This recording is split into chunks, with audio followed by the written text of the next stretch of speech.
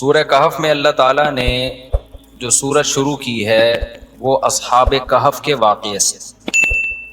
اصحاب کہف کیا ہیں؟ کہف عربی میں کہتے ہیں بڑے غار کو، ایک ہوتا ہے غار، اس کو بھی غار ہی کہتے ہیں، اور ایک ہے کہف بڑا غار۔ تو پچھلی امتوں میں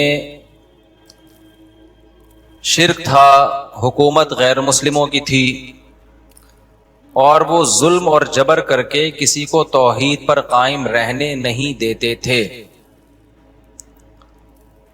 تو چند نوجوانوں نے توبہ کی اور ان کو خیال آیا کہ ہم اپنے جو اصل دین ہے توحید، ہم اس پر قائم رہیں گے۔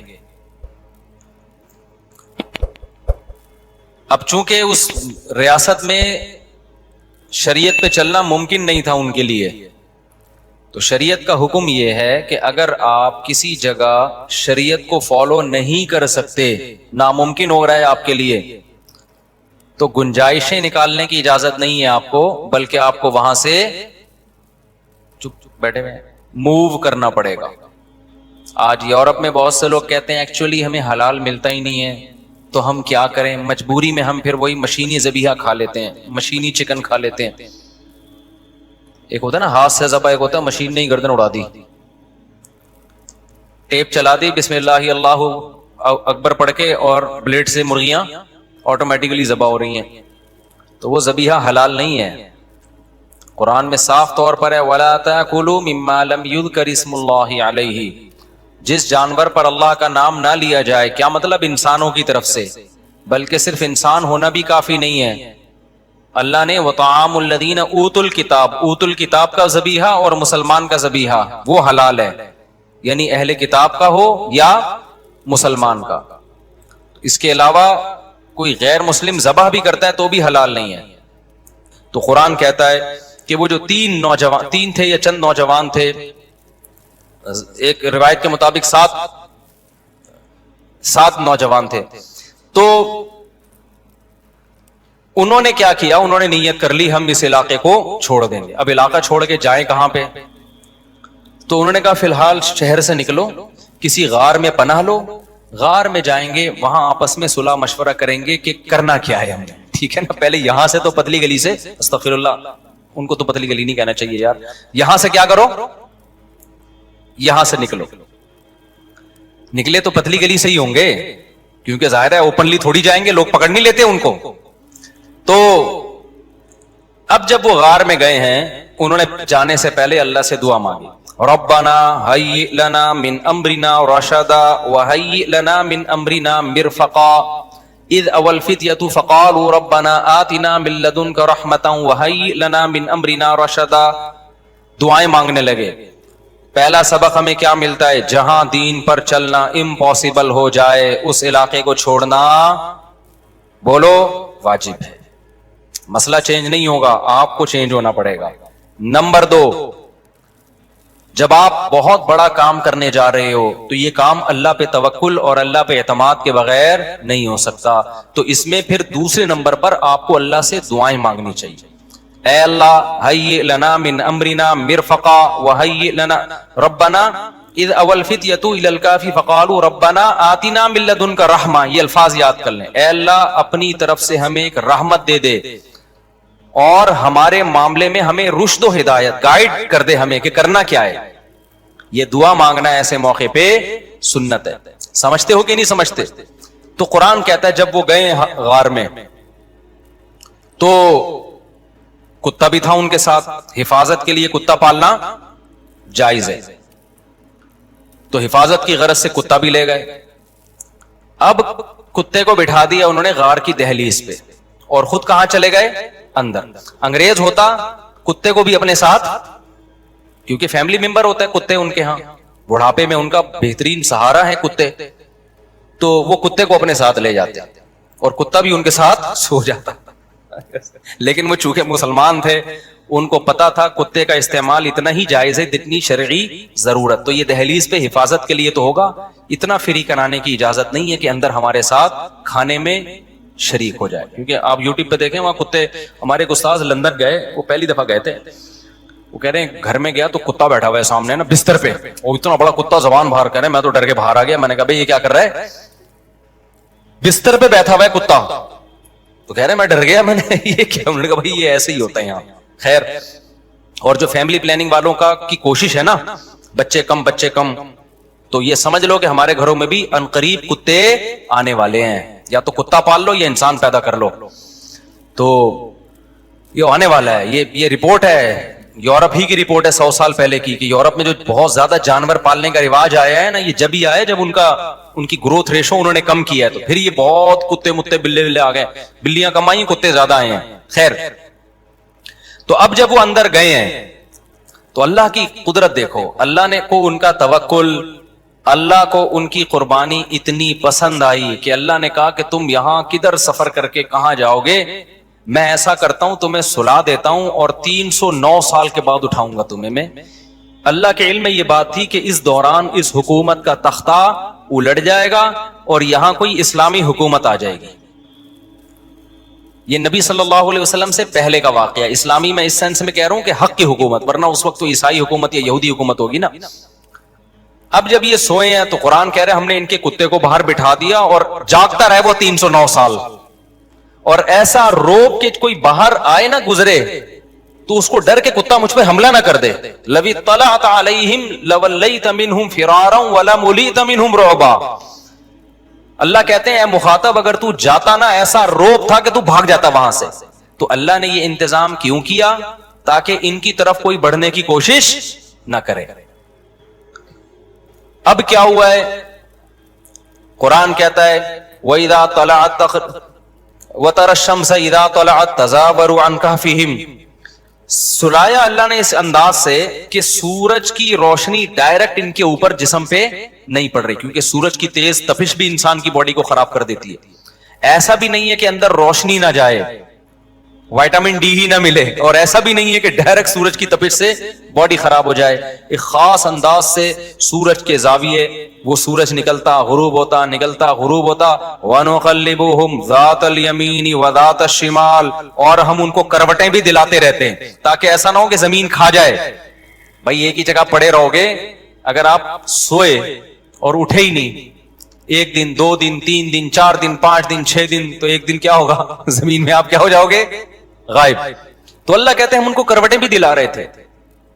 अब देखो अल्लाह के काम देखो, 309 साल किसी इंसान के लिए सोना मुमकिन नहीं है, लेकिन अल्लाह ने जब सुना के एक कुदरत को जाहिर किया तो अब अल्लाह बाकी तमाम चीजों में असबाब ही इख्तियार कर रहे हैं। अल्लाह ये भी तो कर सकते थे, एक करवट पे 300 साल सुला देते और जमीन को उनकी बॉडी खाने ना देते, ये कर सकते थे ना, लेकिन नहीं। 309 साल सुना के तो अपनी कुदरत जाहिर करनी थी, बाकी सारे काम कैसे होंगे? असबाब के तहत होंगे। अल्लाह ये भी कर सकते थे कि 309 साल सुलाते, सूरज की किरणें ना आती उनके ऊपर और अंधेरे में ही विटामिन डी उनको मिलता रहता। ना ना ना, जहां तक असबाब से काम होगा अल्लाह भी क्या इख्तियार करते हैं? असबाब इख्तियार करते हैं। तो जब अल्लाह भी असबाब ही इख्तियार करते हैं तो मैं और आप कौन होते हैं जो असबाब इख्तियार किए बगैर अल्लाह पे तवक्कुल करना शुरू कर दें? कमा रानी अल्लाह खिलाएगा, सेहत का ख्याल करना नहीं अल्लाह, अबे कुछ नहीं होता लड्डू वड्डू खाने से। ये बातें होती है ना आजकल दीनदारों की। ओ भाई तेरे को शुगर है, तू 3 लड्डू क्यों खा रहा है? अबे मौत देने वाला कौन है? अल्लाह है। जिंदगी मौत लड्डू के हाथ में नहीं है, जिंदगी मौत किसके हाथ में है? लड्डू किसके हाथ में है? जिंदगी मौत अल्लाह के हाथ। ये दीनदारों को हमने सुना है। हालांकि जब आपका वेट बढ़ा हुआ है, आपको शुगर है, तो लड्डू आपके लिए जानलेवा हो सकता है। ऐसे मौके पे ये तवक्कुल की बात करना ये शरीयत के खिलाफ है। तो अल्लाह भी देखो असबाब ही इख्तियार कर रहा है। हदीस में आता है कि हजरत ईसा अलैहिस्सलातु वस्सलाम जब आसमान से नाजिल होंगे, अब पता नहीं इतनी ऊपर से जमीन पे आएंगे, ये असबाब के खिलाफ है ना। ये बात इंसान के लिए तो मुमकिन नहीं है। जब आप जमीन के खौल से बाहर जाते हैं ऑक्सीजन ही खत्म हो जाती है, जिंदा रहना मुमकिन नहीं है। लेकिन ईसा अलैहिस्सलाम को अल्लाह ने अपनी कुदरत से जिंदा रखा हुआ है। जब कुर्बे क़यामत में दिमिश्क में ईसा अलैहिस्सलाम आएंगे तो हदीस में आता है कि इमाम महदी शाम में नमाज के लिए खड़े हुए होंगे, असर की नमाज के लिए मुसल्ले पे। मीनार है, उस पे कौन नाजिल होगा? हजरत ईसा अलैहिस्सलाम।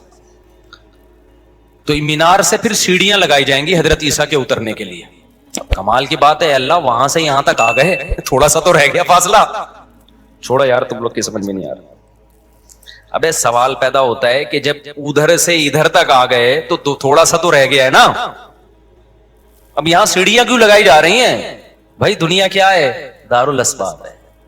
ادھر سیڑھیوں سے جانا ممکن نہیں تھا, وہ اللہ اپنی قدرت سے ہی لے گیا. یہ دنیا دارالاسباب ہے, یہاں پہ کیا لگیں گی؟ سیڑھیاں لگیں گی. وہاں سے نیچے اتریں گے, اتنے بڑے بڑے بال ہوں گے جن سے پانی بہ رہا ہوگا, کیونکہ حضرت عیسیٰ علیہ السلام کو جب سولی پہ لٹکایا جا رہا تھا اس وقت آپ نے غسل کیا تھا, تو اللہ نے ان کی شکل کا کوئی آدمی کر دیا اور عیسیٰ ابن مریم کو آسمانوں پہ اسی حال میں اٹھا لیا. اور قرب قیامت میں جب نازل ہوں گے تو عصابۃ تغزو مع عیسی ابن مریم, نبی نے فرمایا میری اس امت کے لیے جنت کی ضمانت ہے جو عیسیٰ ابن مریم کے ساتھ مل کے جہاد کرے گا. حضرت عیسیٰ نے آتے ہی کیا کرنا ہے؟ جہاد کرنا ہے. تو اور پھر ایسا جہاد ہوگا اما الاسلام و اما السیف, یا تو اسلام ہے یا تلوار ہے, بیچ کا کوئی راستہ نہیں ہے. اور تقاتلون الیہود, سب سے پہلے لڑائی کس سے ہوگی؟ یہود سے ہوگی, عیسیٰ ابن مریم کی, کیونکہ یہود نے آپ کو قتل کرنے کی کوشش کی تھی, تو اللہ تعالیٰ عیسیٰ ابن مریم ہی کے ذریعے ان سے انتقام لیں گے.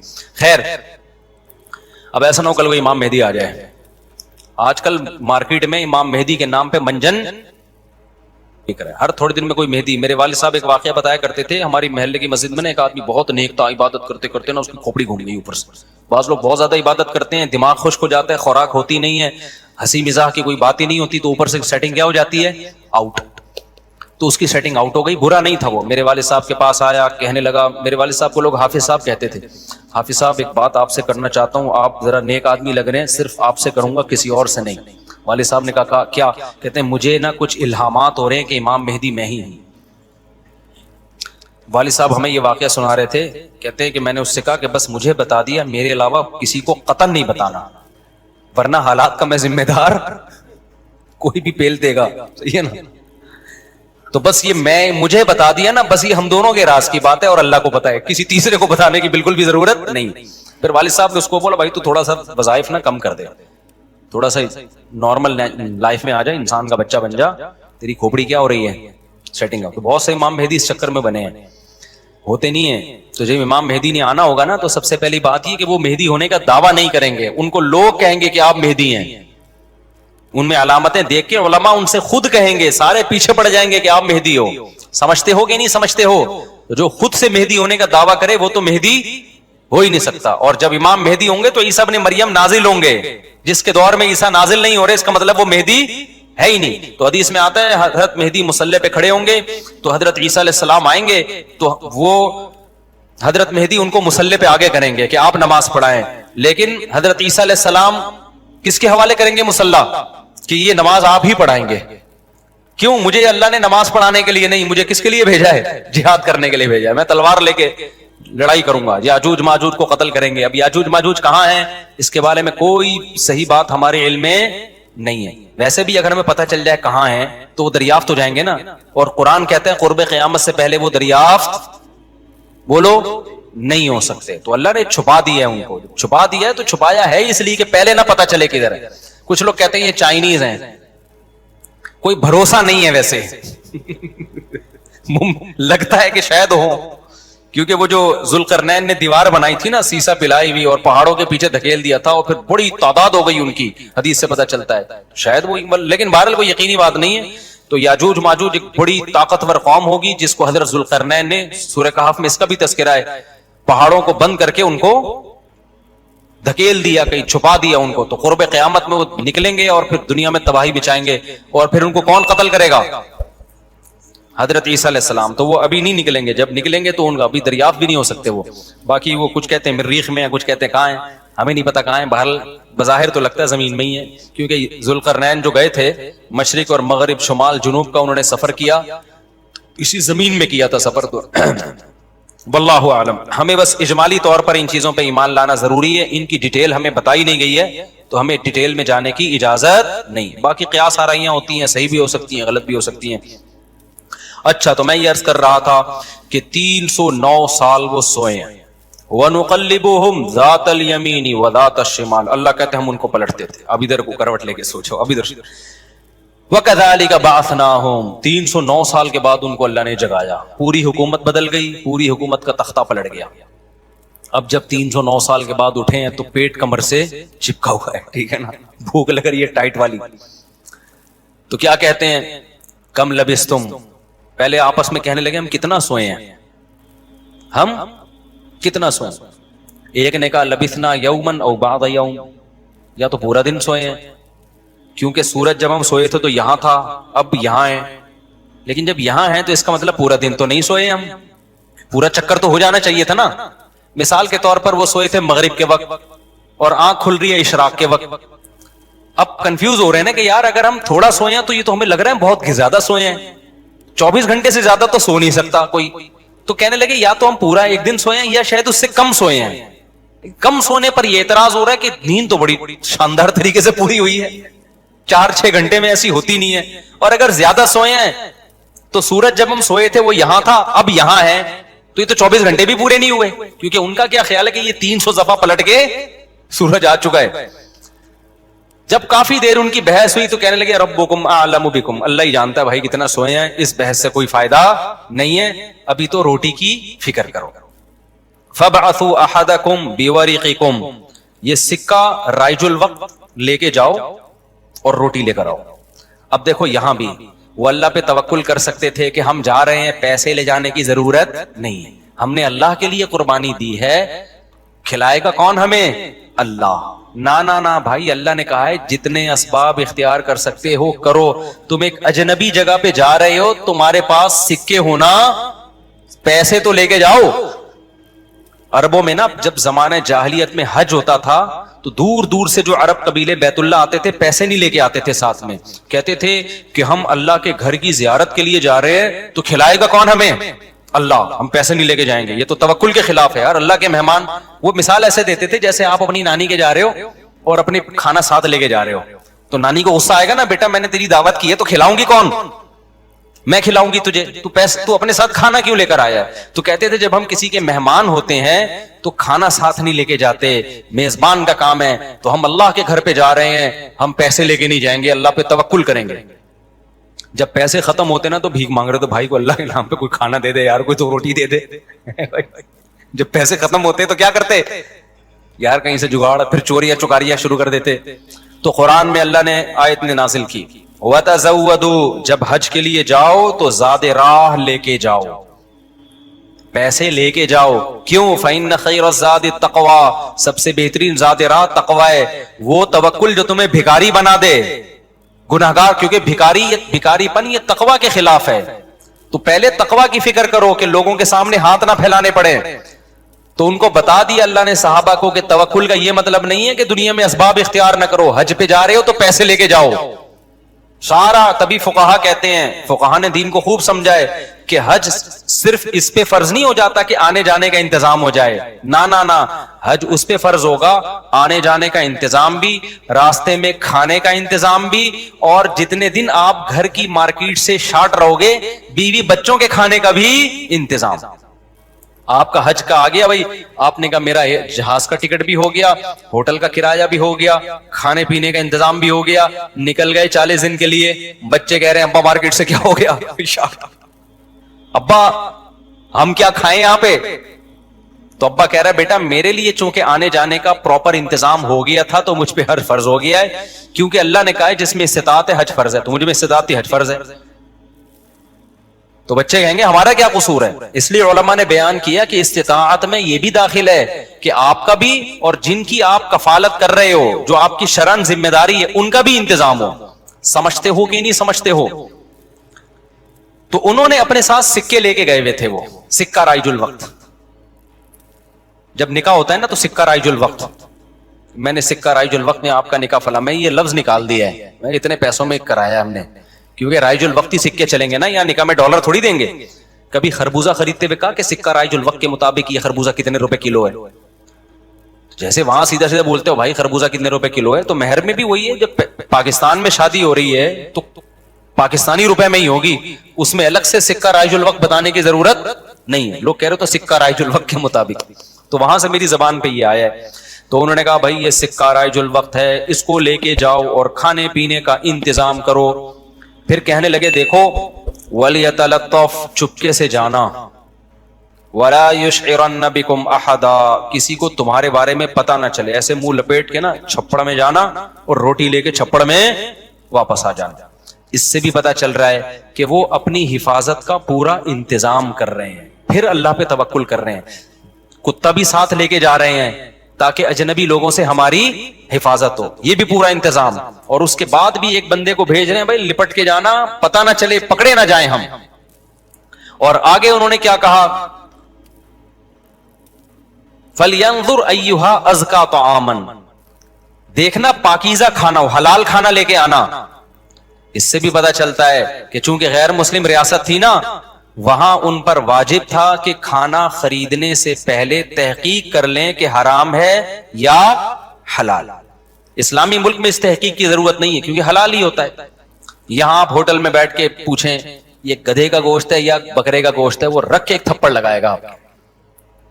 کیوں بھائی؟ غالب یہی ہے کہ جب سامنے والا انسان ہے اور مسلمان ہے تو گوشت بھی انشاءاللہ حلال ہی ہوگا، سامنے والا گدھا نہیں ہے تو گوشت بھی گدھے کا۔ یہاں بھی گدھے کے گوشت بکے ہیں مگر ان کا ریشو کم ہے نا، عموماً تو حلال ہی ہوتا ہے۔ لیکن جب آپ غیر مسلم ریاست میں جاتے ہیں، پھر جب بھی آپ کوئی چیز خریدیں گے تو آپ پر تحقیق کرنا واجب ہے، بھائی یہ حلال ہے یا نہیں۔ میں یورپ میں جہاں بھی ہوٹل میں جاتا تھا پہلے پوچھتا تھا ابے یہ مرغی حلال ہے کہ حرام ہے، وہ کہتا تھا حلال ہے۔ کیسے پتا چلا حلال ہے؟ ٹھپا تو سب نے لگایا ہوا ہوتا ہے حلال کا، کہاں سے خریدی آپ نے؟ وہ بتاتا تھا فلاں سے۔ میں نے کہا آپ کو پتا ہے کہ وہ ہاتھ سے ذبح کرتے ہیں؟ کہ جی ہمیں تو نہیں پتا۔ میں نے کہا پھر ہم بھی نہیں کھائیں گے بھائی۔ یہ غیر مسلم ریاست میں یہ تحقیق کیا ہے؟ اطمینان ہو جائے کہ ہاں جی ہاتھ کا ذبیحہ ہے، بسم اللہ اللہ پڑھ کے کہہ رہا ہے تو پھر آپ کھا سکتے ہیں، ادروائز نہیں کھا سکتے آپ۔ پھر آپ چلغوزے کھائیں، کچھ بھی کھائیں، گزارا کریں آپ۔ سمجھتے ہو؟ تو ان لوگوں نے بھی کیا، حالانکہ یہ کتنے شدید بھوکے تھے نا، ان کو تو چاہیے تھا بولتے یار تو جا اور جو ملے لے آپس اٹھا کے، ٹھیک ہے نا، جو ملے۔ ابھی حلال حرام کے چکر میں پڑنے کی ضرورت نہیں، بہت ہو گیا یار، بھوک دیکھ یار، ابھی پھر بھی آگے حلال حرام کی تحقیق کرے گا؟ ابے جو ملے اٹھا کے لے آ، نہ حلال لے کے آنا، حرام سے ایوائڈ کرنا۔ اب جب وہ بندہ آیا نا سکہ رائج الوقت لے کے، تو جب وہ اس نے سکہ دیا تو وہ دکاندار نے بولا بھائی یہ کون سے زمانے کا سکہ لایا بھائی تو؟ ٹھیک ہے نا، یہ کرنسی تو کیا ہو گئی ہے، 300 سال پہلے یہ نوٹ ختم ہو چکے ہیں۔ اس پہ تو جس بادشاہ کی تصویر ہے وہ بھی بت پرست بادشاہ تھا، اس کا تو خاتمہ ہو گیا ہے۔ یہاں تو جہاد ہوا، دوسری قوموں نے حملہ کیا، پوری ریاست کیا ہو گئی ہے، ختم۔ اچھا وہ بھی دیکھ رہا تھا کہ یار یہ تو وہ شہر ہی نہیں لگ رہا، میں کوئی گوگل نے غلط تو نہیں بتا دیا کہیں مجھے، ہے بھائی؟ وہ بھی یہی سوچ رہا نا جو کہ بھئی میں کہاں ہوں، یہ وہ جگہ ہی نہیں لگ رہی۔ تو 309 سال میں تو سب کچھ چینج ہو جائے گا نا۔ بالآخر قرآن میں چونکہ اختصار ہے، بہت شارٹ واقعات سناتا ہے۔ بالآخر کیا ہوا کہ لوگوں نے اس سے پوچھا تم کون ہو؟ اس نے پوچھا بھائی وہ کہاں ہے؟ انہوں نے کہا وہ تو 309 سال پہلے ونس اپون اے ٹائم ایک حکومت تھی، پھر یہ ہوا، پھر علامتیں دیکھی گئیں، یہ پرانے سکے نکلے۔ تو لوگوں کو، اچھا ان لوگوں کی ہسٹری بھی لوگوں کو پتا تھی کہ پرانے وقتوں میں چند نوجوانوں نے اللہ کے لیے قربانی دی تھی اور اپنے علاقے سے ہجرت کر کے چلے گئے تھے، ان کے نام یہ تھے، ان کی علامتیں یہ تھیں۔ تو اس سے بھی لوگوں کو نا ہسٹری سے پتا چل گیا بھائی یہ کون لوگ ہیں، یہ وہی لوگ ہیں۔ تو پھر بہرحال جب ہو گیا تو ان کی تو بڑی واہ واہ ہو گئی، یار یہ تو بڑے کرامتی بزرگ ہیں، یہ تو 300 سال سے کہاں سو رہے تھے، غار میں سو رہے تھے۔ سب نے ان کو بلایا، بھائی ان کا تو بڑا اکرام ہوا۔ میں اب آگے میں اپنے اسٹائل میں بیان کر رہا ہوں، قرآن میں نہیں لکھا ہوا، جو ہوتا ہے ایسے موقع پہ بھائی دم کر دیں، ہمارے وہ گنجے کے بال نہیں آ رہے، حضرت اس کے سر پہ دم کر دیں، اس کی شادی نہیں ہو رہی، اس کے لیے دعا کر دیں، اور یہ بچہ مولوی صاحب میرا بچہ انسان کا بچہ بن جائے۔ ہم نے جب پیدا کیا تھا اس وقت انسان تھا، لیکن اب جو رپورٹ ہے اس کے مطابق یہی جو شکایتیں آ رہی ہوتی ہیں، کوئی پھونک لگا دیں، کوئی تبلیغ میں نکال دیں، کوئی نصیحت کر دیں، جو بھی ان کا اتنی عزت ہو گئی، اتنی عزت ہو گئی، پھر انہوں نے وہ سب آ گئے اور ان کی بڑی، جو اللہ نے نا ان کی دعا ایسے قبول کی کہ بجائے ہجرت کرنے کے انہی کے وطن کو ان کے لیے سوٹیبل بنا، اور بالآخر ایک وقت کے بعد ان کی طبعی موت ہوئی۔ تو اب لوگوں میں جھگڑا ہو گیا، بھائی ان کی موت واقع ہو گئی ہے، تو یہ چونکہ ایک بڑا تاریخی واقعہ ہوا ہے، تاریخی واقعہ ہوا ہے نا، اس واقعے کو محفوظ رکھنا۔ ہسٹری تو ہر ایک چاہتا ہے نا محفوظ ہو، اور وہ ہسٹری جس میں کوئی سبق ہو۔ تو کسی نے کہا ہم قبہ بنائیں گے، کسی نے کہا ہم کیا بنائیں گے، لیکن جو غالب لوگ تھے, جن کو اللہ نے غلبہ دیا تھا, انہوں نے کہا لنتخذن علیہم مسجدا, ہم ان کے غار, کہا جاتا ہے کہ اسی غار میں ان کو دفن کیا گیا, جس غار میں انہوں نے زندگی گزاری نا, ہم ان کے غار کے قریب ایک مسجد بنائیں گے تاکہ اس مسجد میں نماز بھی ہو, عبادت بھی ہو, عقیدہ توحید بھی زندہ رہے, کیونکہ انہوں نے قربانی توحید کے لیے دی تھی, اور مسجد توحید کا سب سے بڑا ذریعہ ہے. مسجد بتاتی ہے کہ صرف اللہ کو پکارا جائے گا, تو انہوں نے پھر وہاں مسجد بنا دی. تو اب بعض لوگ اس سے کہتے ہیں, اس سے پتہ چلتا ہے مزاروں پہ مسجدیں بنانا جائز ہیں. نہ, اس وقت ان کی قبر کے قریب مسجد بنائی گئی تھی توحید کو زندہ کرنے کے لیے.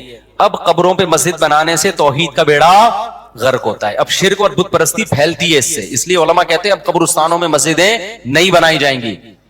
ان کی نیت کچھ اور تھی, آج کچھ اور ہونے لگتا ہے, آج قبروں کو سردہ ہونے لگتا ہے وہاں پہ, اس لیے آج بنا کیا جائے گا اس عمل سے. سمجھتے ہو کہ نہیں سمجھتے؟ تو اس واقعے میں ہمیں کیا سبق ملتا ہے؟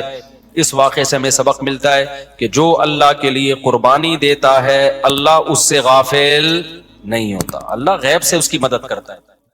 اللہ تو ویلیو, جب تک آخرت قائم نہیں ہوتی سب کو یکساں ویلیو دے رہے ہیں, سب کو برابر ویلیو دے رہے ہیں. تبھی اللہ کی نظر میں ہدایت پر آنے میں, کالے گورے میں, مالدار اور غریب میں کوئی فرق نہیں ہے. تبھی تو اللہ نے پیغمبروں کو کہا کہ آپ نے جب دعوت دینی ہے تو مالدار اور غریب کا, سردار اور غلام کا فرق نہیں کرنا, یہ فرق نہیں کرنا. پیغمبروں پر سب سے بڑا اعتراض یہ ہوتا تھا کہ آپ کی مجلس میں تو مالدار غریب لوگ بیٹھتے ہیں, ہم مالداروں کی عزت خراب ہوتی ہے ان کے ساتھ بیٹھنے پر. تو اللہ نے پیغمبروں کو کیا کہا کہ نہ, ان غریبوں کو اپنی محفل سے نکالنے کی آپ کو اجازت نہیں ہے, کیونکہ اگر آپ نے نکال دیا تو اس کا مطلب اللہ بھی کیا کر رہا ہے, وہ امیر غریب کا فرق کر رہا ہے. بناتا خود امیر غریب ہے اور پھر خود ہی فرق کر رہا ہے. تو بھائی یہ تو دولت تو اللہ کی دین ہے, اس میں کسی کی فضیلت کی کیا بات ہے؟ تو انسان کو اللہ نے عقل دی, انسان اب خواہشات کا غلام بنے گا نا, تو میرے بھائی آپ کی نظر میں اچھا ہو سکتا ہے, اللہ کی نظر میں اس کی 2% کی ویلیو نہیں. اللہ کہتے ہیں تو اس امتحان میں ناکام. اچھا یہ بھی ایک بات ہے, اللہ نے جب عزت, دیکھو بے عزتی ہمیشہ اس کی ہوتی ہے جس کی عزت ہو. یہ میں کئی بار بیان میں مثالوں سے سمجھا چکا ہوں. بہت سے لوگوں کو میں نے یہ مثال دی نا کہ عزت, آپ کو بےزتی فیل ہو رہی ہے نا تو عزت ختم کر دو اپنی, اس سے بےزتی آپ کی فیل ہونا کیا ہو جائے گی. گھر میں ابا سے صبح شام تانے مل رہے ہیں نا ایک آدمی کو, تو کہہ رہے مجھے محسوس ہوتی ہے بےزتی. تو میں نے کہا جب کئی دن تک ابا سے تانے سنتے رہو گے تو آپ کی عزت کا گراف اتنا نیچے آ چکا ہوگا کہ بےزتی محسوس ہونے کا گراف بھی اسی حساب سے نیچے آ چکا ہوگا. تو یہ بھی ایک پیکج ہے خودکشی سے بچنے کا. بعض لوگ خودکشی کے ارادے سے آتے ہیں میرے پاس کہ میں تو اب خودکشی کر رہا ہوں کیونکہ ابا کی طرف سے تانے اتنے بے روزگاری کے اور یہ وہ. تو میں نے کہا اس میں خودکشی کا کیا ہے بھائی, تانے ہیں تو کیا ہو رہا ہے؟ کہہ رہے بےزتی بہت ہوتی ہے گھر میں ہر وقت. تو میں نے کہا بےزتی تو تھوڑے دنوں میں کیا ہو جاتا ہے, انسان بےزتی کا عادی ہو جاتا ہے. تو یہ جتنی ابھی فیل ہو رہی ہے 1 مہینے بعد اتنی فیل نہیں ہوگی. تو یہ اس لیے ابھی 1 مہینے تک خودکشی کو ڈیلے کر دو, پھر میرے پاس آنا, پھر میں 1 مہینے کا پیکج اور دوں گا, تو اس کے بعد انجوائے کرو گے اس کو.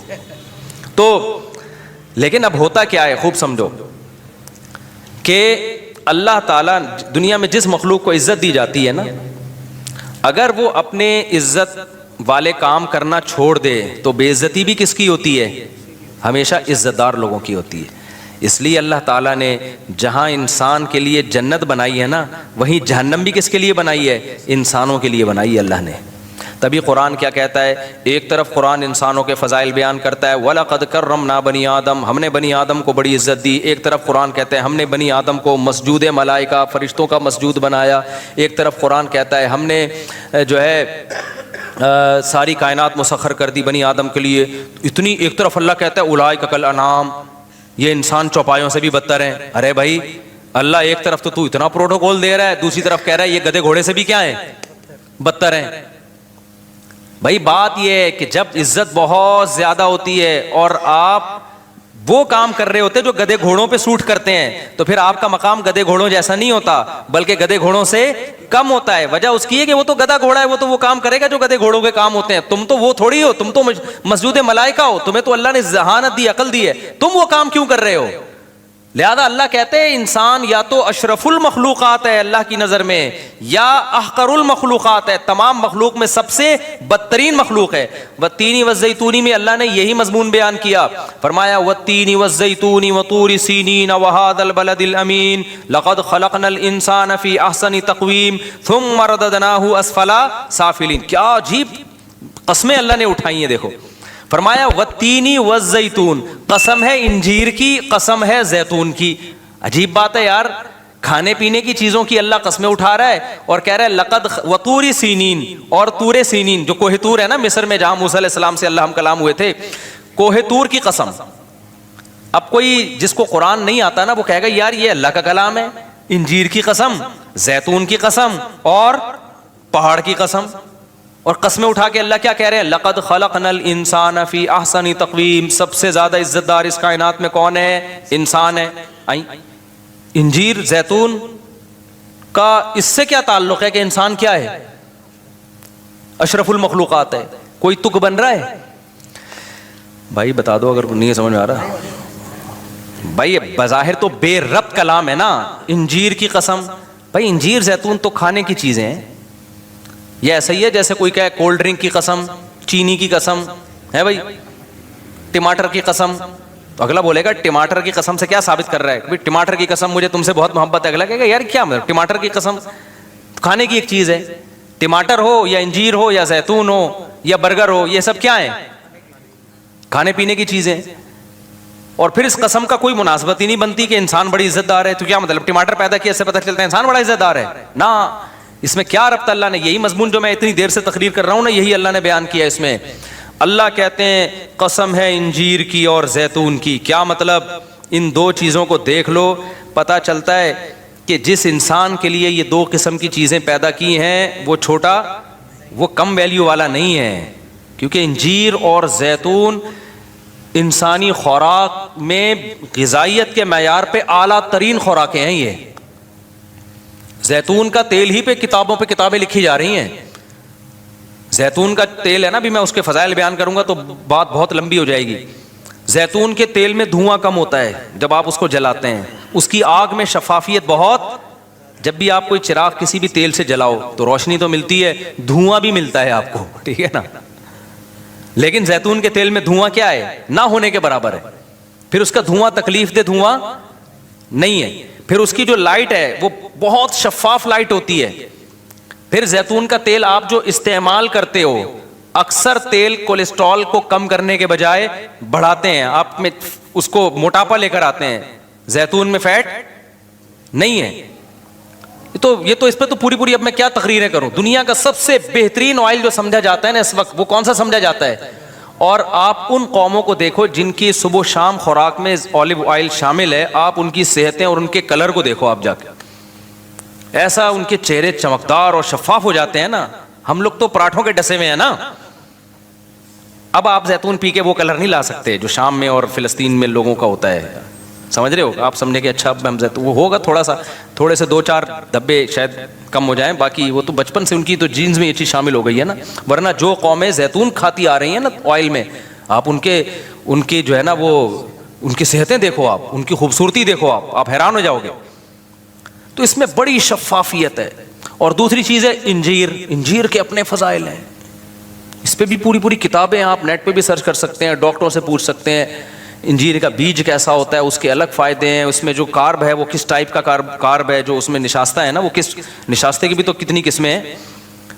تو اللہ کیا کہتے ہیں؟ اچھا بعض طبیبوں میں نے لکھا ہے کہ اللہ نے انجیر اور زیتون کا اکٹھا ذکر کیا نا، آپ انجیر کو زیتون میں بھگو کے کھائیں آپ، تو یہ کمبینیشن ہے۔ تو اللہ نے 2 مادی چیزوں کا ذکر کیا، والتین والزیتون، جو کس کے لیے بنائی گئی ہیں؟ انسان کے لیے۔ یہ انسان کی مادی ترقی کے لیے بنائی گئی ہیں۔ ایسا نہیں ہوگا انجیر کھانے سے آپ اللہ کے بہت محبوب بن جاؤ گے، اس کا مادی زندگی سے تعلق ہے، روحانی زندگی سے ڈائریکٹ تعلق نہیں ہے۔ اور دوسری چیز ہے کوہ طور. کوہ طور انسان کی روحانی زندگی کے لیے, کہ اللہ نے موسیٰ کو کوہ طور پہ بلا کے ہدایت دی تھی تورات کی شکل میں, تاکہ انسان روحانی لحاظ سے بھی صحیح ٹریک پر چلیں. انسان کو دو ہی گائیڈنس کی ضرورت ہے, مادی زندگی بھی ٹھیک ہو جائے, جس میں سب سے بڑی چیز کیا, اس کی خوراک ٹھیک ہو جائے, کیونکہ مادی زندگی میں سب سے پہلے آپ کی کیا ہے, باڈی. بھائی آپ کی صحت اچھی ہے, بے شک آپ جہازوں میں سفر نہ کرو, جہاز نہ بھی ایجاد ہوتے, صحت اچھی ہوتی زیادہ زندگی اچھی ہوتی. آپ کی صحت اچھی ہو جائے تو آپ کے پاس دولت نہ بھی ہو, آپ زیادہ کامیاب لائف گزار سکتے ہو. سب سے پہلے جس چیز کو مادی زندگی میں فوکس کیا جاتا ہے وہ کون سی ہے؟ عقل مند سارے یہی کہتے ہیں نا, سب سے پہلے صحت کو فوکس کرو, گاڑیوں بنگلوں کو بعد میں. آپ کی ٹی بی کے مریض ہو اور آپ بزنس کلاس میں سفر کرتے ہو ہوائی جہاز میں, تو کیا کرنا ہے بھائی؟ کیا خیال ہے بھائی؟ میں بھی یہی کا باتیں کر رہا ہوتا ہوں یار, پیسہ آئے تو سب سے پہلے کیا ہے, اپنی باڈی پہ لگاؤ, صحت صحیح کرو.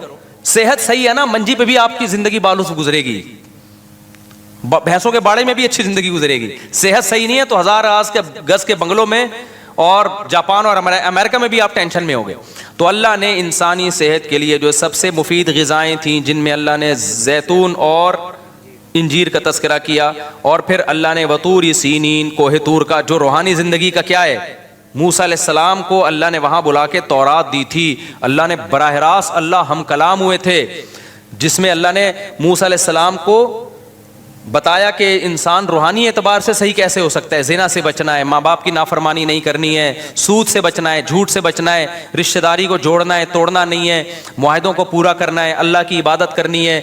تو مادی حساب سے بھی صحیح ٹریک پر انسان جب چلے گا, اور روحانی حساب سے بھی. اور تیسری وہاد البلد الامین, یہ آیت میں مجھ سے چھوٹ گئی تھی, وہاد البلد الامین, اور اس مکہ جو امن والا شہر ہے, اللہ نے اس کی بھی قسم اٹھائی, کیونکہ مکہ بھی وحی کا کیا ہے, مرکز ہے.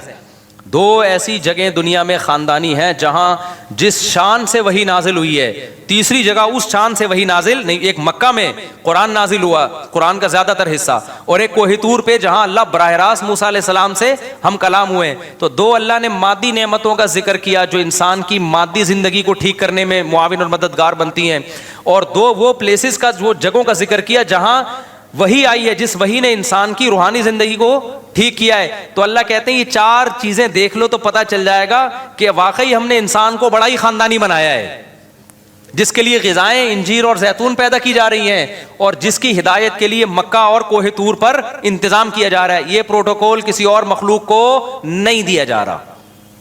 سمجھ میں آ رہی ہے بات؟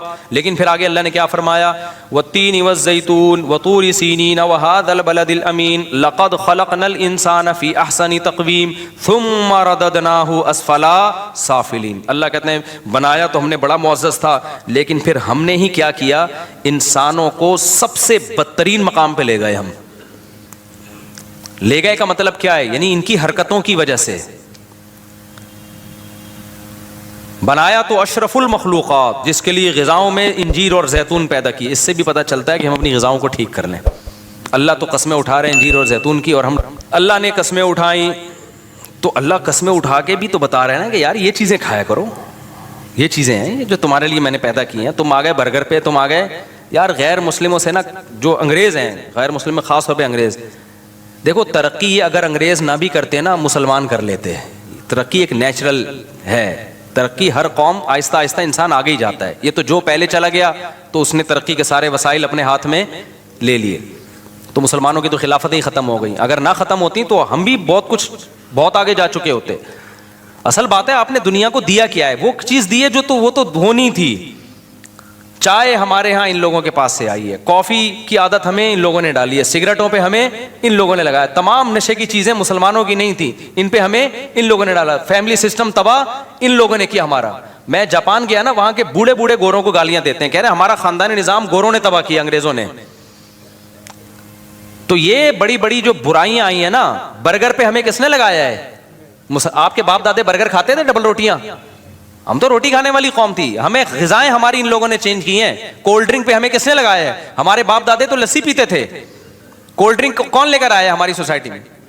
تو ہر چیز گوروں کی اچھی نہیں بولا کرو, گورے اچھے, گوروں نے ایکچولی سارا بیڑا غرق پروگرام جو ہمارا جو بیڑا غرق ہوا ہے وہ کس کی وجہ سے ہوا ہے؟ ان گوروں کی. اور یہ جو سسٹم ہے یہ بھی انہی کا دیا ہوا ہے. تو سارا اپڈیٹنگ جو سسٹم ہے نا, اپ گریڈنگ سسٹم, وہ وہاں سے آ رہا ہے. تو پورا ہی سسٹم ہی چل رہا ہے اس وقت دنیا میں. تو پیچھے تانے بانے وہ ہم پہ مسلط ہوئے ہوئے ہیں. وہ چاہتے ہی نہیں ہے کہ ہم لوگ ترقی کریں. وہ ہمیں پیچھے ہی رکھنا چاہتے ہیں, وہ چاہتے ہیں لڑتے رہیں بیٹھ کے.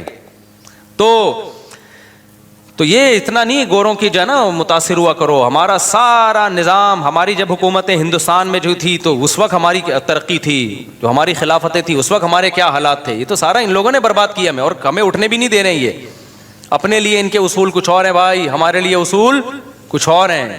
تو اتنا زیادہ اپنے آپ سے بدگمان نہ ہوا کرو, اتنے برے نہیں ہیں جتنا ہمیں برا بنا کے دکھایا جاتا ہے.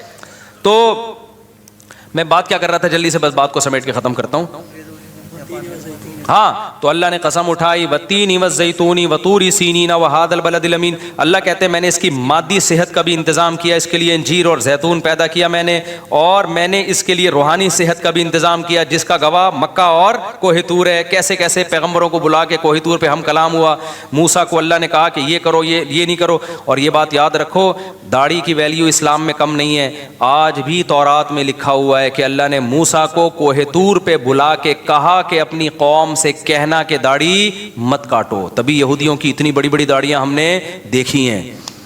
ہمارے مذہبی اسکالر ماڈرن ہو گئے کہ داڑھی ہی کا انکار, آپ نہیں رکھتے توبہ استغفار کرو, لیکن انکار نہیں کر سکتے آپ. اسلام کو اپنے کلچر کی وجہ سے چینج نہ کرو, اسلام ویسا ہی ہے. تو یہ اللہ کا حکم ہے, کیونکہ آپ کو آپ کی فطرت کو چینج کرنے نہیں دے گا اسلام آپ کو. دیکھو آج کل لڑکے لڑکی نما آ رہے ہیں کہ نہیں آ رہے ہیں, تو اسلام اس کی پرمیشن دیتا ہے. گورے کے پاس تو کوئی ہدایت نہیں, وہ کہتے ہیں ان کی نجی لائف ہے, جیسے چاہے بال کٹائیں, جیسے چاہیں یہاں بالیاں ڈالیں, جو مرضی کریں. لیکن اسلام نے پابندی لگا دی. نبی صلی اللہ علیہ وسلم کی صحیح حدیث ہے, ان مردوں پر لعنت ہے جو عورتوں کی مشابہت اختیار کرتے ہیں, ان عورتوں پر لعنت ہے جو مردوں کی مشابہت اختیار کرتی ہیں. تبھی تو عورت کے لیے بال چھوٹے کرنا پسندیدہ کام نہیں ہے, کیونکہ چھوٹے بال کس کے ہوتے ہیں, مردوں کے ہوتے ہیں. آپ کہہ سکتے ہو آپ کے تو بڑے بال ہیں, تو اتنے چھوٹے عورتوں کے نہیں ہوتے. اب اس سے زیادہ تھوڑی بڑے ہو سکتے ہیں, کتنا بڑھا لیں گے آپ, بڑھانا بھی چاہو تو یہاں تک نہیں پہنچتے. تو یہ اللہ نے پروٹوکول پیکج عورت ہی کو دیا ہے کہ اس کے بال بڑے ہو سکتے ہیں. اس کا مطلب یہ عورت کی خاصیت ہے. اب وہ بال کٹائے گی تو شریعت اس کو پسند نہیں کرتی. تو جو ہے نا اس کو ویسے ہی رہنا چاہیے. آدمی ہے تو پورا آدمی نظر آئے وہ. تو یہ ہائی اللہ ہوئی اللہ والا جو اسٹائل, ایسے ایسے ہیجڑے ٹائپ کے ٹک ٹاک پہ ویڈیوز آ رہی ہوتی ہیں نا, عجیب سے کھرچے ہوئے منہ آ رہے ہیں, عجیب سے مرد ہے وہ چمک پٹیوں والا ساڑیاں پہنا ہوا ہوتا ہے, اور لوگ کمنٹس بھی کر رہے ہوتے ہیں واہ واہ واہ ماشاء اللہ, یا تمہارے دماغ خراب ہو گیا ہے. تو اللہ کا قہر ہے, اللہ کا عذاب آتا ہے بھائی. تو گورا تو کہتا ہے اس کی نجی زندگی ہے, جو مرضی کرو. ہم کیا کہتے ہیں بھائی, ہماری باڈی پہ ہمارا حق نہیں ہے. یہ کس نے بنائی ہے, اللہ نے. تو اللہ روحانی اعتبار سے ہمیں سیدھا رکھتا ہے. تو اللہ نے موسیٰ علیہ السلام کو بھی کہا کہ اپنی قوم کو کہہ دیں کہ داڑیاں, مرد داڑھی بڑھائیں. اور پھر اللہ نے ہمارے نبی کو بھی وحی کی, ہمارے نبی نے ہمیں بتایا کہ مرد عورت کی مشابہت اختیار بولو مت کریں, اور عورتیں مردوں کی مشابہت اختیار مت کریں. تو ہر لحاظ سے اللہ نے گائیڈ کیا. پھر اللہ نے فرمایا جس کی گائیڈنس کا اتنا انتظام ہو رہا ہے اور مادی زندگی کے لیے انجیر اور زیتون پیدا کیے جا رہے ہیں اس کے لیے, تو اس سے پتہ چلتا ہے انسان کوئی چھوٹی موٹی مخلوق نہیں ہے. لیکن اللہ کہتے ہیں پھر ہم نے کیا کیا, اس کو بدترین مخلوق بنا دیا. وہ کیسے بنایا, اس کی حرکتوں کی وجہ سے. یہ بالکل ایسا ہی ہے جیسے بادشاہ سلامت کا ایک بیٹا ہو, شہزادہ ہو, بادشاہ اس کو بڑی زبردست شیروانی میں اپنے ساتھ لے کے جاتا ہے, اور بڑے خوبصورت پروٹوکول میں, شاہی خاندان کا آدمی ہے, بڑے بڑے لوگ ملاقاتوں کے لیے آ رہے ہیں, لیکن اس کمبخت کو چڈی بنیان میں ہی گھومنے کا شوق ہے, اور یہ ملتا بھی جمعداروں سے ہے, اور بہت ہی اس کی عجیب. تو بادشاہ کیا کرے گا, ایک دن اس کو آگ کر کے نکال دے گا, کہے گا یار تو تیرے تو وہ اسٹائل ہی نہیں ہے جو شہزادوں والا اسٹائل ہوتا ہے, تجھے تو عزت سمجھ میں ہی نہیں آ رہی ہے. تو اب دنیا کی نظر میں تو اس کو بے عزتی سمجھا جاتا ہے, لیکن اللہ کی نظر میں جو عزت اور ذلت کا معیار ہے وہ لباس نہیں ہے. اللہ کی نظر میں عزت اور ذلت کا معیار یہ ہے کون اپنی خواہشات کو اللہ کے حکم کے تابع رکھتا ہے, اور کون حیوان اور درندہ بن کے اپنی خواہشات کو پورا کرنے میں لگا رہتا ہے. اللہ رسول کی اس کی نظر میں کوئی ویلیو نہیں ہے. اللہ نے یہ نہیں کہا کہ خواہشات پوری ہی نہیں کرنی ہے, ایسا ظالم اللہ نہیں ہے, کیونکہ جب پیٹ لگا دیا اللہ نے, خواہشات لگا دی, یہی تو اسلام کا حسن ہے بھائی. ہندوؤں میں دیکھو کیسے لوگ ہیں جو ساری زندگیاں عذاب میں ڈالی ہوئی ہے, انہوں نے گوشت نہیں کھایا ساری زندگی سے, کہ بھی جانور کو ہلاک کرنا پڑتا ہے, گوشت جیسی نعمت سے محروم ہو گئے, لباس جیسی نعمت سے محروم ہو گئے. بہت سارے مذاہب میں ایسے کپڑے نہائے ہی نہیں, اپنے آپ کو ایسی ٹینشنوں میں ڈال دیا اور کہا کہ اس سے بھگوان کیا ہوگا, خوش ہوگا. ایک صحابیہ کو دیکھا نبی صلی اللہ علیہ وسلم نے کہ وہ پیدل صحابی تھے یا صحابیہ، حدیث پڑھے ہوئے مجھے بہت ٹائم ہو گیا تو شاید میں بیان کرنے میں نا مجھ سے غلطی ہو جائے، لیکن اصل مفہوم یاد ہے. وہ پیدل حج پہ نکلی ہوئی تھیں، تو اتنا لمبا سفر آپ صلی اللہ علیہ وسلم نے فرمایا کہ اللہ کو اس سے کوئی حاجت نہیں ہے کہ تم اپنے آپ کو اتنی ٹینشن میں ڈالو، کوئی بات نہیں، سوار ہو جاؤ اور دم دے دو اس کا. تو اتنی ٹینشن میں اپنے آپ کو ڈالنا کہ حلال تمام نعمتوں سے اپنے آپ کو محروم کر دینا، اس سے اللہ خوش نہیں ہوتا. لیکن اللہ نے کیا کہا کہ بھائی ایک خواہشات وہ ہیں جو انسانوں پہ سوٹ کرتی ہیں، ایک وہ ہیں جو گدے گھوڑوں پہ سوٹ کرتی ہیں، وہ انسانوں کے کام نہیں ہیں. مثال کے طور پر آپ عزت دار تھے، آپ نے اپنے بچوں سے کہا بیٹا میں چاہتا ہوں تم خوش رہو، بیٹا بتاؤ تمہیں کیا چاہیے. بچہ کہتا ہے ابو مجھے جو ہے نا آئس کریم چاہیے. آپ کہیں بیٹا بہترین آئس کریم آرڈر کر دی. اور بتاؤ بیٹا تمہیں کیا چاہیے. ابو مجھے گاڑی چاہیے. یہ لو بیٹا گاڑی لے لو. اور بیٹا کیا چاہیے. ابو میں جوان ہو گیا، مجھے ایک اچھی سی بیوی چاہیے. کوئی بات نہیں بیٹا ٹھیک ہے، بتاؤ کون سی والی چاہیے. وہ والی چاہیے. نہیں وہ والی چاہیے، چلو وہ یہ والی لے آؤ. یہ سارے ایسی باتیں ہیں جس سے ابا اگر انسان کا بچہ ہوگا تو وہ غصہ نہیں ہوگا. میں اس لیے کہہ دیا کہ ابا اس طرح کی باتوں سے بھی، آئس کریم کھلانے میں ٹینشن میں نہیں آتے، گاڑی دلانے. جب شادی کی بات کرے گا تو وہ پتہ نہیں غصہ ہو جاتے ہیں کہ پاگل ہو گیا ہے. حالانکہ وہ بھی آئس کریم بھی ہے، یعنی خواہش کے لیے ہی کہا رہا ہے، گاڑی بھی ہے اس لیے، تو وہ بھی تو اس کی ضرورت ہے نا بھائی. لیکن اس کے ابا کو ایک دم میٹر شارٹ ہو جاتا ہے ابا کا. تو خیر، لیکن انسان یعنی ابا اگر واقعی انسان کا بچہ نہیں کہنا چاہیے، ابا کی توہین ہو رہی ہے اس میں. ابا اگر واقعی ابا ہوں گے، لیکن اب کیا ہے کہ ابا نے کہا بیٹا میں چاہتا ہوں تمہاری جو بیٹا ضرورت ہے وہ پوری کرنا چاہتا ہوں، بتاؤ تمہیں کیا چاہیے. ابا مجھے چرس چاہیے. اب ابا کو غصہ آئے گا کہ نہیں آئے گا؟ بیٹا ہم خاندانی لوگ ہیں، تم بھی خاندانی ہو، ایسے مذاق دوبارہ نہیں کرنا. ابا میں مذاق نہیں کر رہا، مجھے کیا چاہیے؟ چرس چاہیے. یار بیٹا یہ غلط چیز ہے. اور بتاؤ کیا چاہیے اس کے علاوہ؟ ابا مجھے انٹی کو چھیڑنا ہے جا کے، مجھے بیوی نہیں چاہیے. میں ویسے ہی گدھے گھوڑے جیسے کرتے ہیں نا، جب ایک ٹرک ان کے دماغ پہ سوار ہوتی ہے تو گدھا گدھی تلاش کرتا ہے کہ نہیں کرتا؟ تو ابا ایک محلے میں گدھی ہے جو مجھے پسند آ گئی ہے، بس میں نے وہاں جانا ہے، اپنی ٹھڑک پوری کرنی ہے. شادی وادی کر کے بیوی بنا کے نہیں لانا. جب تک ٹھڑک پوری ہوگی کروں گا، اس کے ساتھ ریلیشن رکھوں گا. جب ٹھڑک پوری ہو جائے گی تو پھر اس کو چھوڑ کے کسی اور. ابا انسان کا بچہ ہوگا تو خوش ہوگا ایسی باتوں پہ، جائیدادوں سے آگ کر دے گا، بولے گا یہ میرا بچہ نہیں ہے بھائی، کسی نے غلطی سے میرے کھاتے میں نادرہ میں غلطی سے میں نے، نسبتیں دور کرے گا بھائی میرا اس بچے سے، لوگوں یہ میرا بچہ نہیں ہے، میری بے عزتی ہو رہی ہے. خدا کی قسم یہی کام انسان کے ساتھ ہو رہا ہے. قل من حرم زینت اللہ التی اخرج لعبادہ والطیبات من الرزق. اللہ کہتے ہیں بتاؤ، یہ جو ہندوؤں نے بہت سی چیزیں حرام کر لیں، عیسائیوں نے بہت سی چیزیں حرام کر لیں، اللہ کہتے ہیں جو حلال پاکیزہ چیزیں کون حرام کر سکتا ہے؟ تم کہو میں نے پیدا تمہارے لیے، یہ شہد میں نے تمہارے لیے پیدا کیا، یہ جانوروں کا دودھ میں نے تمہارے لیے پیدا کیا، مرغیوں کے انڈے میں نے تمہارے لیے پیدا کیے، اور تمہارے مشورے پر پورے سال مرغی انڈا دے گی، ٹھیک ہے نا، گن پوائنٹ پہ ایسی غذائیں پیدا کر دیں جو پورے سال ہی انڈے دینے پہ آ گئی ہے. اور میں نے تمہارے لیے عورت کو پیدا کیا جس سے تم نکاح کرو، اس سے تمہیں محبت ملے گی، لتسکنوا الیہا، سکون ملے گا، محبت ملے گی، تمہارا خاندان اور پریوار تمہارا آباد ہوگا. جعل لکم من انفسکم ازواجا، اللہ نے تمہاری جنس کے جوڑے پیدا کیے تمہارے لیے. وجعل لکم من ازواجکم بنین وحفدا، اس سے تمہیں اولاد ملے گی اور پھر بڑھاپے میں نانا اور دادا بنو گے، وہ انجوائے کرو گے، یہ سب تمہارے لیے. انسان ایسا کمبخت نکلا، انسان نے کہا نہ مجھے گرل فرینڈ چاہیے، مجھے بیوی نہیں چاہیے. گدے گھوڑے والے کام کیے کہ نہیں کیے؟ فرق پتہ ہے کیا ہے؟ گدھا گھوڑا یہ کام ٹائی اور سوٹ پہن کے نہیں کرتا. انسان نے کیا کیا؟ 3 پیس سوٹ اور ٹائی میں، اور ولاگ بنائی میری گرل فرینڈ ہے، یہ میری کلیگ ہے جس کے ساتھ میں گھومتا ہوں. 3 پیس سوٹ اور ٹائی سے انسان مہذب نہیں بن جاتا. انسانوں کو دھوکہ دیا جا سکتا ہے، اللہ کو دھوکہ بولو نہیں دیا جا سکتا. اللہ کی نظر میں کافر کی 2 ٹکے کی ویلیو نہیں ہے، کیونکہ کافر اللہ کے کہے ہوئے اچھے کو اچھا نہیں مانتا، اللہ کے کہے ہوئے برے کو برا نہیں مانتا. اللہ میاں نے کہا یہ میں نے تمہارے لیے دودھ کی نہریں پیدا کی، یہ میں نے تمہارے لیے دودھ پیدا کیا، میں نے تمہارے لیے شہد پیدا کیا. کافر کیا کہتا ہے؟ میں شراب پیوں گا. وہ کیا کہہ رہا ہے؟ میں کیا پیوں گا؟ اور اسمبلی سے بل بھی پاس کرا لیا کہ شراب کیا ہے؟ لیگل ہے. اللہ کہتے ہیں بھائی یہ انسانوں والے کام نہیں ہے، یہ انسانوں پہ سوٹ، یہ گندی. دیکھا نا شرابی کے منہ سے آنکھیں کیسی ہوتی ہیں اس کی؟ دیکھو فلموں کی شرابی اور ہوتے ہیں، ایکچوئل میں شرابی بولو نا.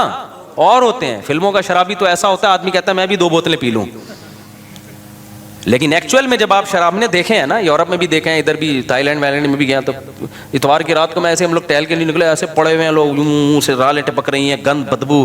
ایکچوئل میں یہ ہوتا ہے, قتل ہو جاتے ہیں, ایکسیڈنٹ ہو جاتے ہیں, جہاز گر جاتے ہیں. پائلٹ نے پی لی, ٹیسٹ ہوتے ہیں, پھر بھی بعض دفعہ نکل جاتا ہے پائلٹ.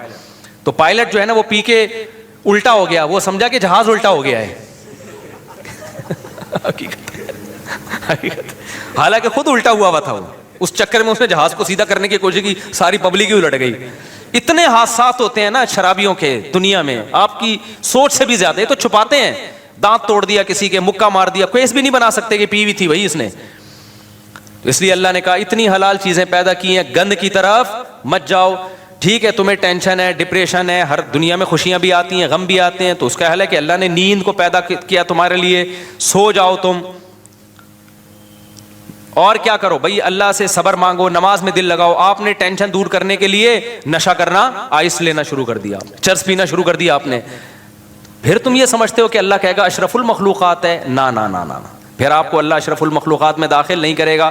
پھر اللہ کہتا ہے میں نے انسانوں کو انسانوں میں پیدا کیا ہے, تم پر بہت سے لوگوں کے احسانات ہوں گے اور تمہارا بہت سے لوگوں سے ریلیشن ہوگا. دیکھو سورہ 5ویں پارے کی پہلی آیت لازمی پڑھو, وَاعْبُدُوا اللَّهَ وَلَا تُشْرِكُوا. اسلام جتنا ریلیشن پہ کو ویلیو دیتا ہے نا, غیر مسلم ریلیشن کو اتنی ویلیو نہیں دیتا. غیر مسلم صرف کسٹمر اور آپ کا جو فرینڈ ہے اس سے ریلیشن کو تھوڑی بہت ویلیو دیتا ہے کہ بھائی تھینک یو سے بات کیا کرو, تھینک یو پہ ختم کر دیا کرو. اس سے زیادہ غیر مسلم کی نظر میں ریلیشن کی ویلیو نہیں ہے. ریلیشن تو تمہیں سکھاتا اسلام ہے.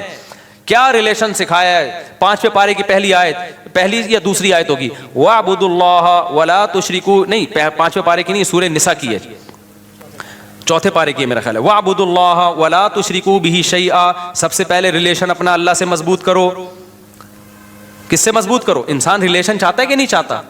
دیکھو ریلیشن بھی انسان کو سکون دیتا ہے کہ ریلیشن آپ کے اچھے ہونے چاہیے. ہر وقت لڑتے رہو گے ادھر سے ادھر سے بھی تو دماغ ڈپریشن میں جائے گا نا.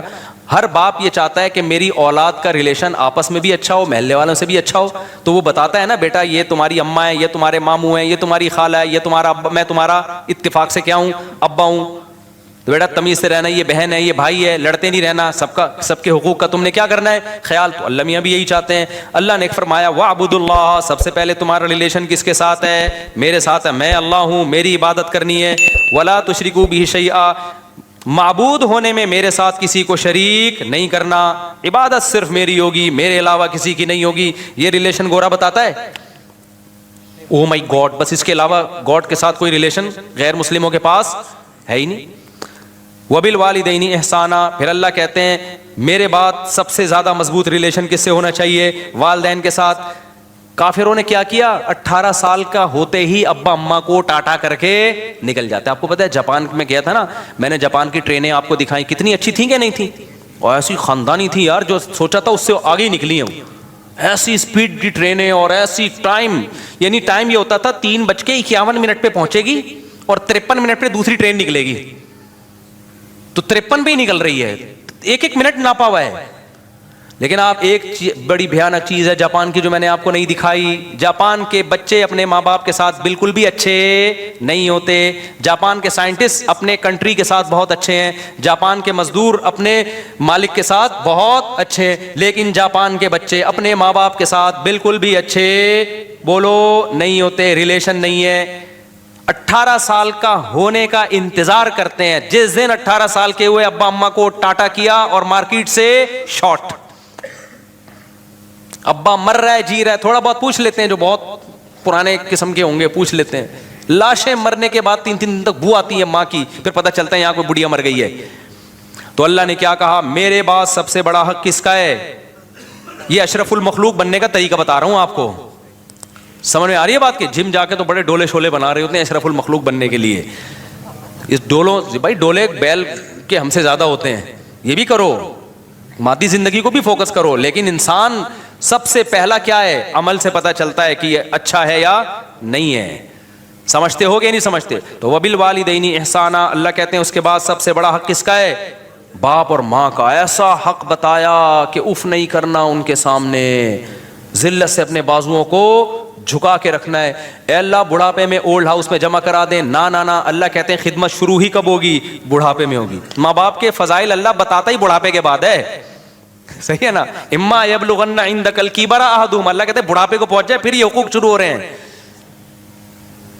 نہیں آئی میرا خیال ہے بات سمجھ میں. پھر آگے اللہ تعالیٰ فرماتے ہیں والجاری ذی القربا, پھر قرابت دار, ابا اماں کے علاوہ جو تمہارے بلڈ ریلیشن ہے, جن سے ابا اماں کے بعد سب سے زیادہ مضبوط دادا دادی بھی ابا اماں میں داخل ہیں. بلڈ ریلیشن بھائی بہنوں کا ہوتا ہے, تو ان سے ریلیشن کیا کرنا ہے سب سے اچھا. کیسے؟ دیکھو ہر ایک کا اچھا سلوک دوسرے سے ڈیفرنٹ ہوتا ہے. بھائی بہنوں سے اچھے سلوک کا مطلب یہ ہے کہ ان سے کبھی کبھار ملاقات اور ان کی ضرورت کو اپنی ضرورت سمجھ کے پورا کرنا.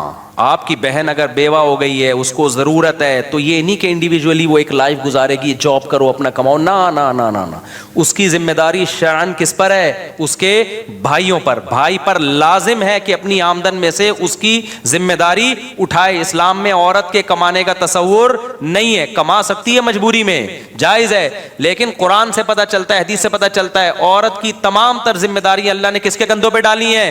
مرد کے. اگر وہ نہیں کما رہی ہے تو کمانا اس پہ واجب نہیں ہے. مرد نہیں کما رہا تو گنہگار ہو رہا ہے, کمانا اس پر واجب ہے. اور آپ کی بہن اگر غریب ہے نا, کھانے کو نہیں ہے اس کے پاس, تو آپ پر کمانا ڈبل واجب ہو گیا ہے, کہ اپنے لیے بھی اور اس کے لیے بھی, کیونکہ وہ اب آپ کے عیال میں آ گئی ہے. آپ کی یعنی آپ وعلی الوارث مثل ذلک قرآن کہتا ہے. تو یہ ہے انسان بننے کے لیے یہ سب چیزیں کیا ہیں میرے بھائی؟ ضروری ہیں. پھر قرآن نے کہا والجار ذی القربی والجار الجنوبی, جو تمہارے پڑوس میں رہنے والا ہے, کوئی بھی تمہارا جس سے بھی کسی, والصاحب بالجنبی, حتیٰ کہ تھوڑی دیر کے لیے بھی اگر کوئی تمہارے ساتھ بیٹھا ہے تو اتنی دیر تک اس کا حق اس سے زیادہ ہے جو آپ کے ساتھ نہیں بیٹھا. مثال کے طور پر آپ پنکھے میں آ کے بیٹھے نا نماز میں, آپ کو پتا ہے ادھر پنکھے کی ہوا نہیں جا رہی, آپ کے ساتھ ایک بندہ بیٹھا ہے, تو قرآن کیا کہہ رہا ہے؟ یہ تھوڑی دیر تک تمہارے ساتھ ہے نا, تو تم نے اس کا خیال کرنا ہے. ہوتا کیا ہے, تھوڑی سی یوں مارا, اس کو پش کیا پنکھے سے, آہستہ آہستہ اس کو ادھر کو کھسکا دیا. جو مارکیٹ میں چل رہا ہے, سسٹم جو چل رہا ہے وہ یہی چل رہا ہے نا, پنکھے سے آہستہ آہستہ اس کو کیا کر دیا؟ کھسکا دیا. ہم جب اسکول میں پڑھتے تھے نا, ڈیسک لگے ہوتے تھے, تو وہ ڈیسک میں ہم 3 بندے بیٹھتے تھے, تو ہمارے بڑے پھڈے رہتے تھے نا. اب کوئی موٹا آ کے بیٹھ جاتا تھا نا, وہ جگہ 2 آدمیوں کی گھیر رہا ہوتا تھا, ہماری بڑی لڑائی ہوتی ہے, اس کو یوں یوں کر کے دھکا دیتے. وہ بےچارہ کہاں سے مٹ کے جائے گا؟ یہ تو نہیں کہ ایک کولا گھر پہ رکھ کے آئے, وہ ایک سے بیٹھے ہو. اتنی باتوں پہ بچوں کی, جیسے بچے لڑتے ہیں.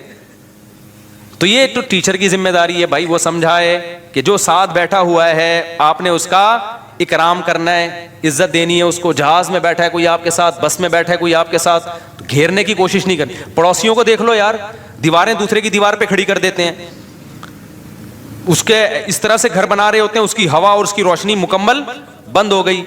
تو بہت اس پہ تو بڑا لمبا, یعنی ابھی تو میں یہ حقوق نہیں بتا رہا پڑوسیوں کے کیا حقوق ہیں, لیکن قرآن یہاں کیا کہہ رہے ہیں؟ اگر اچھا انسان بننا ہے تو کسی بھی شخص کا آپ کے ساتھ کسی بھی قسم کا کوئی لنک ہے, تو جتنا مضبوط لنک ہوگا اس کا حق اتنا ہی زیادہ. اللہ کا لنک اور حق سب سے زیادہ, اس کے بعد ماں باپ کا سب سے زیادہ, پھر اس کے بعد بلڈ ریلیشن میں بہن بھائیوں کا, پھر میاں بیوی کا, پھر اس کے بعد پڑوس کا, پھر کلاس فیلو کا, پھر جو سفر میں آپ کے ساتھ ہے وہ صاحب بالجنب وابن السبیل, پھر جو مسافر اور اجنبی ہے. آپ کے ملک میں ایک نیا بندہ آ گیا تو اس کو ایسا عزت دو کہ اس کو اجنبیت محسوس نہ ہو. ہمارے یہاں اس کی کھال ادھیڑ لیتے ہیں لوگ کہ نیا آیا ہے, اس کو تو پتہ ہی نہیں ریٹ کیا چل رہے ہیں, ایک 50 روپے والا برگر 5000 میں بیچ دیتے ہیں اس کو. تو یہ سارے حقوق اللہ نے بیان کیے ہیں, اسی ریلیشن کو اسلام کہا جاتا ہے. سمجھ میں آ رہی ہے بات کہ نہیں آ رہی؟ کافر کے پاس یہ ریلیشن بولو نہیں, ان کا ایک ریلیشن ہوتا ہے girl friend boy friend, girl friend boy friend, یہ ٹھڑک والا ریلیشن ہے, یہ گدھے گھوڑوں والا ریلیشن ہے بھائی, اس کے علاوہ کوئی ریلیشن نہیں. تو یہ ہوگا تو اشرف المخلوق بنے گا. ادروائز 3 پیس سوٹ اور ٹائی میں, بڑے اچھے اسٹائل میں, thank you, nice to meet you, یہ چیزیں انسان کو دھوکہ دیتی ہیں. اللہ کو یہ دھوکہ. تبھی میں بس آخری بات, آخری جملہ, کہ جو خواتین اپنے شوہروں سے مسلمان خواتین پریشان ہوتی ہیں نا کہ ہمارے میاں وہ اسٹائل سے بات نہیں کرتے, جو گورے اتنی تھینک یو. بھائی گورا وہ حقوق بالکل بھی ادا نہیں کر رہا اپنی بیوی کے, جو یہاں ایک پاکستانی مسلمان ادا کر رہا ہوتا ہے. اخلاق اس کو ٹھیک کر لینے چاہیے، لیکن اگر صرف اخلاق ٹھیک کروا کے وہ والے حقوق لے لو نا تو یہ تیار ہے اس کے لیے، ٹھیک ہے نا. یہ کہتا ہے ٹھیک ہے میں آئندہ تھینک یو بولوں گا، سارے حقوق تم گیس بجلی کا بل خود دیا کرو. پھر دیکھو سب سے پہلے تو میں تھینک یو کی تسبیح لیتے ہوئے گھر میں داخل ہوں گا. مسلمان مرد آج گورے سے عورت کے لیے اچھا نہیں، بہت سے بھی زیادہ اچھا ہے. اللہ عمل سمجھنے کی اور کھوپڑی کو صحیح استعمال کرنے کی توفیق عطا فرمائے. بھائی ملاقات کے لیے آج میں نہیں مل سکتا، مجھے بہت ضروری کام سے انتہائی اسپیڈ کے ساتھ نکلنا ہے. جنگ سے آئی ہے جماعت، آپ سے ملاقات. کہاں ہیں آپ لوگ؟ ہیں السلام علیکم. ہو گئی نا؟ مجھے بہت اسپیڈ سے نکلنا ہے اصل میں، ٹھیک ہے.